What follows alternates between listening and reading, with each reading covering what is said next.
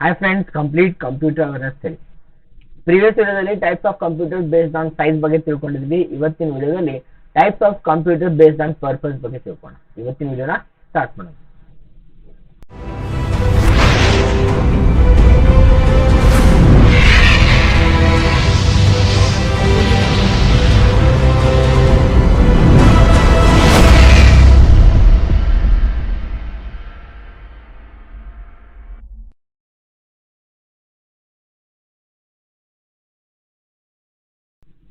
Types of computer based on purpose.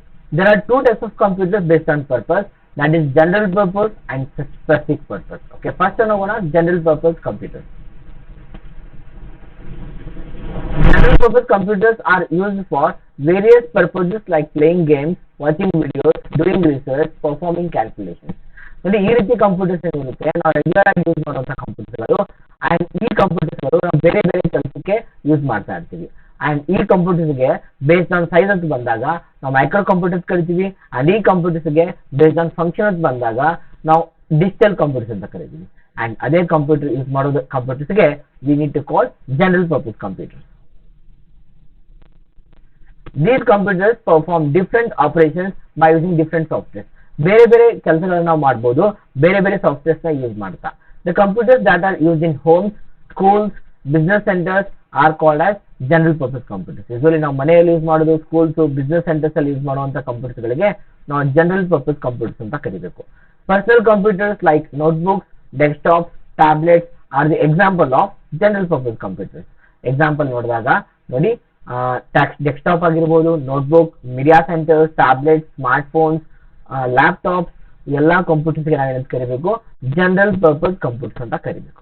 Okay, then what about specific purpose computer? Specific purpose computers are design for performing a single task. ನೋಡಿ ಈ computers ನ ಯಾವ ರೀತಿ design ಮಾಡಿದ್ದಾರೆ ಅಂದ್ರೆ ಅದು single task ನ ಪರ್ಫಾರ್ಮ್ ಮಾಡುವಂತ ಎಬಿಲಿಟಿ ಹೊಂದಿರುತ್ತೆ. It is not doing other than that. ಅದನ್ನ ಬಿಟ್ಟು ಬೇರೆ ಟಾಸ್ಕ್ ನ ಪರ್ಫಾರ್ಮ್ ಮಾಡುವಂತ ಎಬಿಲಿಟಿ ಹೊಂದಿರೋದಿಲ್ಲ. A set of instructions are built into the computer for performing specific tasks. ಅಲ್ಲಿ ಪ್ರೋಗ್ರಾಮ್ಸ್ ನ ಬರೆದಿರ್ತಾರೆ. ಯಾವ ರೀತಿ ಪ್ರೋಗ್ರಾಮ್ಸ್ ಇರುತ್ತೆ ಅಂದ್ರೆ ಅಂಡ್ ಆ ಹೋಲ್ ಕಂಪ್ಯೂಟರ್ ಒಂದು ಸ್ಪೆಸಿಫಿಕ್ ಟಾಸ್ಕ್ ನ ಪರ್ಫಾರ್ಮ್ ಮಾಡುವಂತ ಕಂಪ್ಯೂಟರ್ ಆಗಿರುತ್ತೆ. ನೋಡಿ these computers are use in air traffic control, satellite tracking and ಹಲವಾರು ಪ್ಲೇಸಸ್ ಅಲ್ಲಿ ಯೂಸ್ ಮಾಡ್ತಾ ಇರ್ತಾರೆ.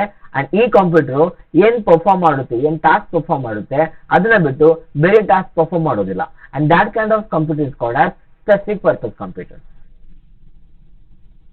ಸೊ ಎಕ್ಸಾಂಪಲ್ ತಗೊಂಡಾಗ ನಾವು ಹಾಸ್ಪಿಟಲ್ಸ್ ಅಲ್ಲಿ ನೋಡಿರ್ಬೋದು ಅಂಡ್ ಇವನ್ ATM ಮಷಿನ್ ನೋಡಿರ್ಬೋದು and that is automatic teller machine and that kind of computers performing specific task. ಅದು ಏನ್ ಕೊಟ್ಟಿರ್ತಾರೆ, ಅದಕ್ಕೆ ಏನ್ ಪ್ರೋಗ್ರಾಮ್ ಮಾಡಿರ್ತಾರೆ, ಬೇಸ್ಡ್ ಆನ್ ದಟ್ ಪ್ರೋಗ್ರಾಮ್ ಅದು ಅಷ್ಟೇ ಟಾಸ್ಕ್ ನ ಪರ್ಫಾರ್ಮ್ ಮಾಡ್ತಾ ಇರುತ್ತೆ.